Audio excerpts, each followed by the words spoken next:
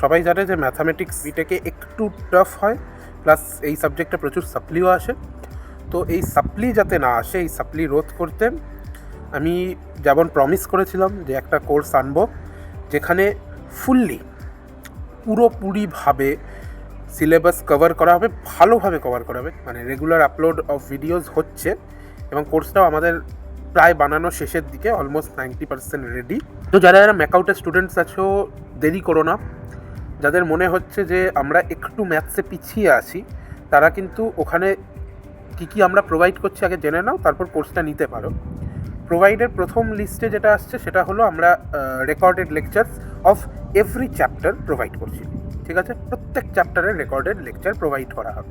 তার সাথে যেটা one of the most important thing, পিওয়াইকিউএর সলিউশন করা হবে। তার সাথে একটা কি দুটো মক টেস্টও তোমরা পেয়ে যাবে, যাতে তোমরা বুঝে যাবে যে কতটা আমরা রেডি আছি ফর ম্যাথামেটিক্স।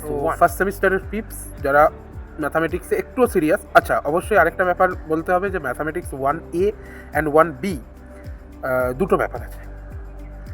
1A একটা সিলেবাস আছে, 1B একটা আছে, তো দুটোরই আসছে। দুটোর কমন পার্টটাই বেশি, যেটুকু মানে ডিসিমিলার পার্টস আছে সেটুকুও কভার করে ফুল কোর্স আসতে চলেছে। সো একদম চাপ নেওয়ার কোনো দরকারই নেই।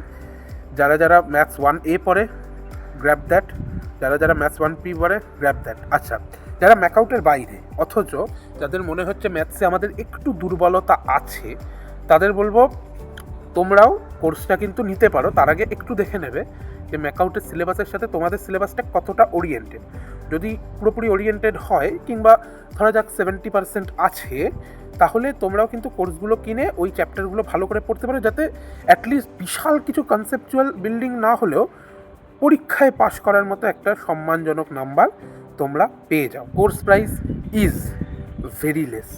তোমরা একদিনে ক্যান্টিনে হয়তো এর চেয়ে বেশি টাকা খরচা করো, বাট কোর্স প্রাইস কিন্তু খুব কম রাখা হয়েছে, যাতে সব শ্রেণীর মানুষেরা এটাকে অ্যাক্সেস করতে পারে, যাতে শিক্ষাটা অ্যাটলিস্ট সবার কাছে অ্যাফোর্ডেবল হয়। মানে এই অজুহাতটা যেন কেউ না দিতে পারে আমরা ম্যাথস পাস করতে পারিনি কারণ সোহনদার কোর্সটা কিনতে পারিনি পয়সার জন্য।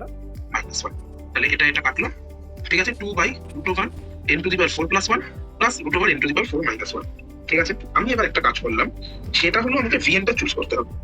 আমি কোনোভাবেই 1 এর চেয়ে কম মানে কি 8টা 1 এর চেয়ে কম, -1 এর চেয়ে বেশি, জাস্ট ফ্র্যাকশন হবে, তার মানে এটা 1/n, আর 1/n মানে ইনফিনিটি মানে 1, ঠিক আছে?